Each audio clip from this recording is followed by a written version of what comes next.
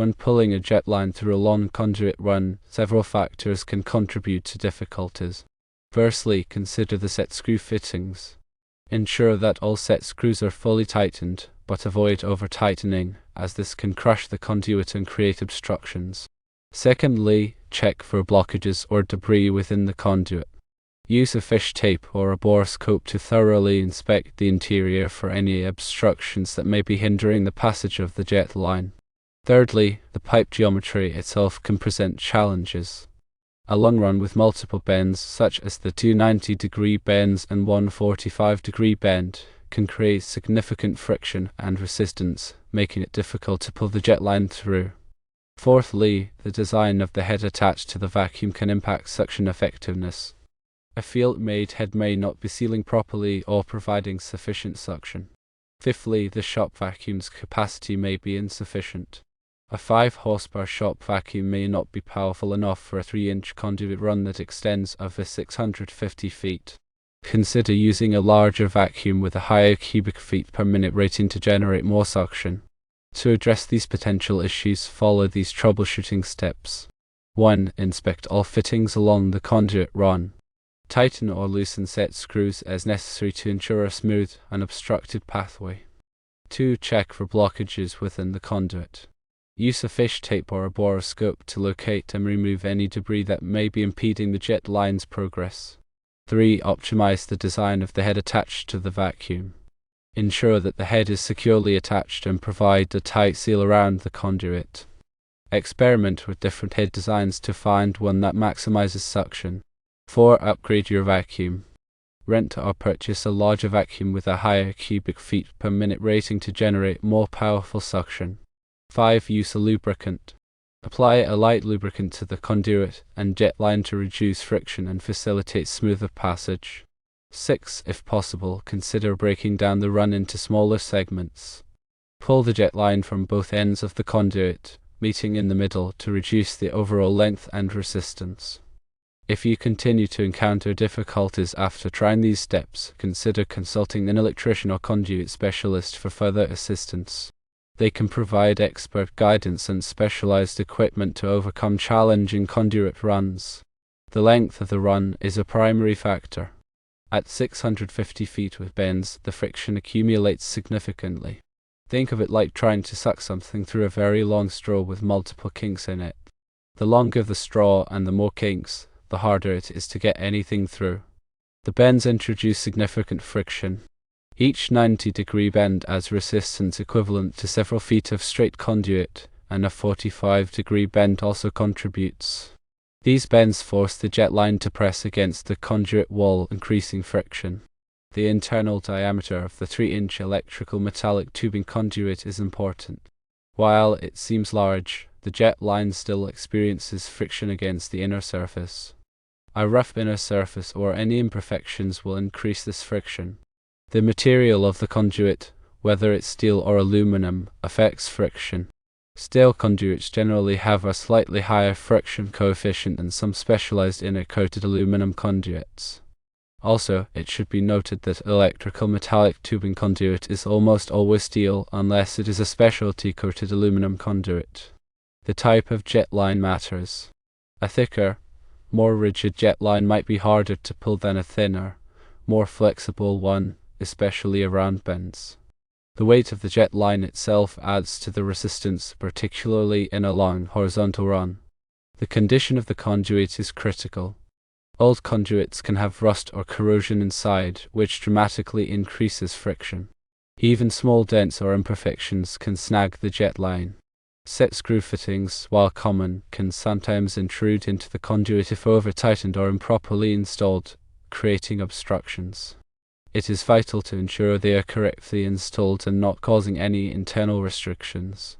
The field-made head for the vacuum is important.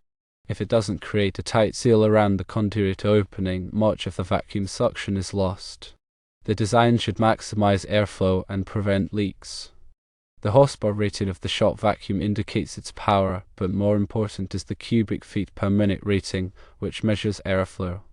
A high cubic feet per minute rating means the vacuum can move more air, which is crucial for overcoming the resistance in a long conduit run. Some shop vacuums are designed for high suction inches of water lift, while others are designed for high airflow cubic feet per minute. For this application, airflow is more important. An industrial vacuum designed for conduit pulling will typically have a much higher cubic feet per minute rating than a standard shop vacuum. The presence of any existing wires or cables in the conduit will significantly increase the friction and make pulling the jet line much harder. If the conduit is already partially filled, it may be nearly impossible to pull anything else through. Temperature can also play a role. Extreme temperatures can affect the flexibility of the jet line and the friction between the jet line and the conduit. Lubricants designed for wire pulling can significantly reduce friction. These lubricants are typically water-based and safe for electrical applications. Applying lubricant to the jet line before inserting it into the conduit can make a big difference.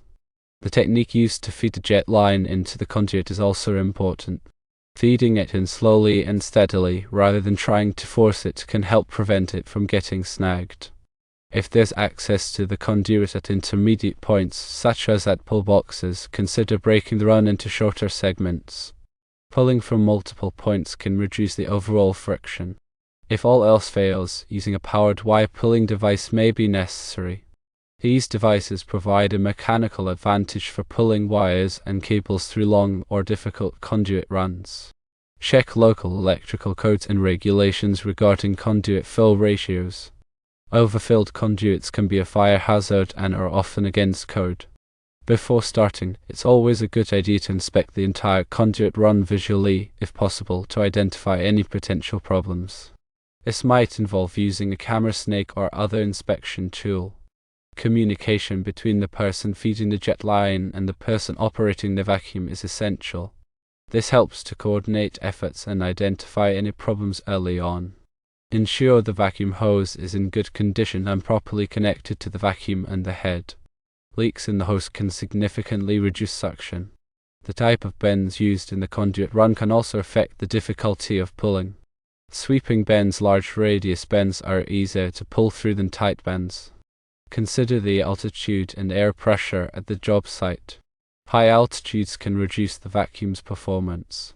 Static electricity can build up in the conduit, especially in dry conditions, increasing friction. Rounding the conduit can help to reduce static electricity. If the conduit run includes vertical sections, the weight of the jet line can add to the difficulty of pulling. Supporting the jet line at intermediate points can help. If the conduit run is exposed to direct sunlight, the conduit can heat up, increasing friction. Working during cooler times of the day can help. The age and condition of the pulling equipment, such as the vacuum and the jet line, can affect their performance. Make sure everything is in good working order. Consider the presence of any underground sections in the conduit run. Underground sections are more likely to accumulate water or debris, increasing friction. If water is present in the conduit, it can significantly increase friction. Try to drain the conduit before pulling the jet line.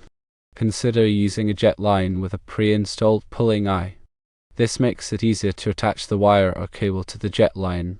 If the conduit run includes offset short bends used to change elevation, these can also increase friction.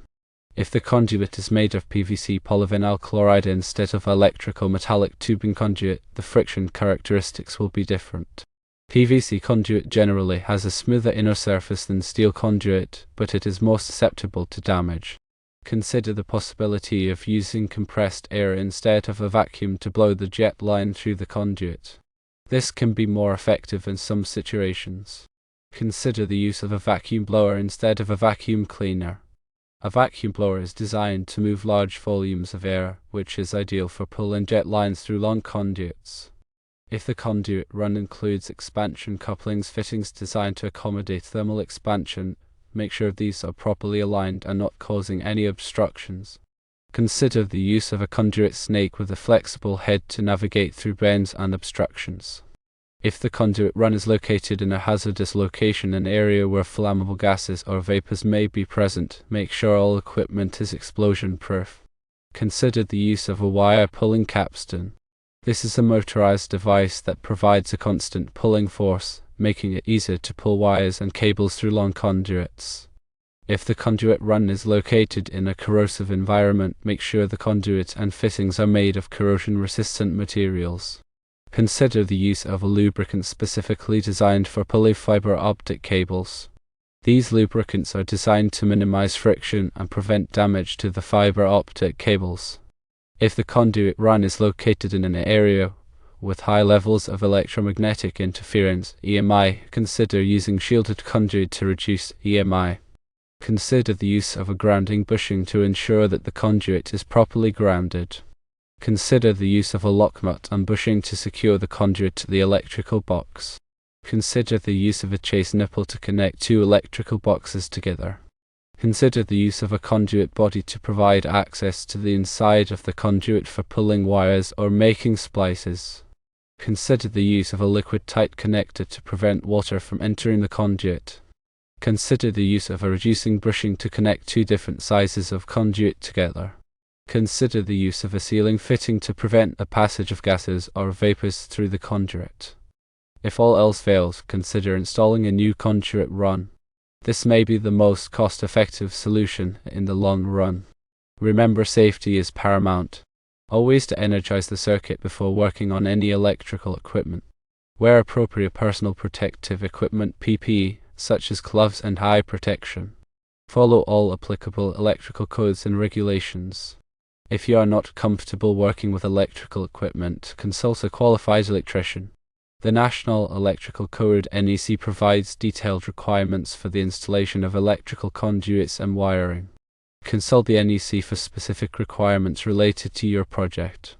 Always use approved materials and equipment. Do not use damaged or defective equipment. Inspect all equipment before each use. Keep the work area clean and organized. Dispose of waste materials properly. Be aware of your surroundings. Watch out for hazards such as sharp edges, slippery surfaces, and overhead obstructions. Work in a well-ventilated area. Avoid working alone. Have someone nearby who can assist you in case of an emergency. Know the location of the nearest first aid kit and fire extinguisher. Report any accidents or injuries immediately. Follow all company safety policies and procedures. Attend safety training regularly. Stay up to date on the latest safety information. Take breaks to avoid fatigue. Get enough sleep. Eat a healthy diet. Exercise regularly. Avoid alcohol and drugs. Maintain a positive attitude. Work as a team. Communicate effectively. Be respectful of others. Be professional at all times. Remember that electricity is dangerous. Take precautions to protect yourself and others from electrical shock. If you are unsure about anything, ask for help.